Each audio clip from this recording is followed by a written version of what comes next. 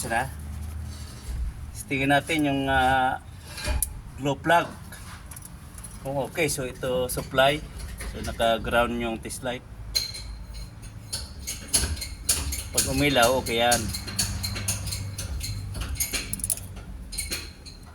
Kabila.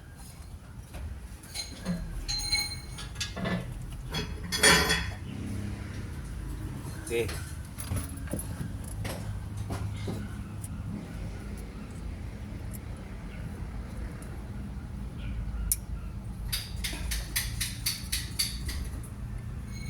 Okay.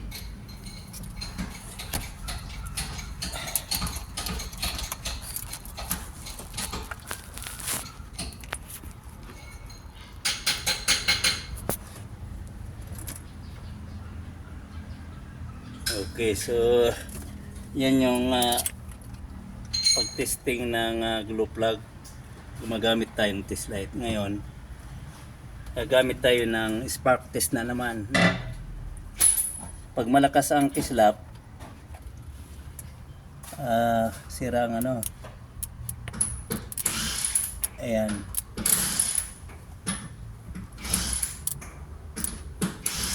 Makita natin hindi masyadong lusaw yung wire.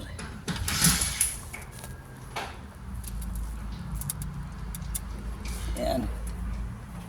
Bila.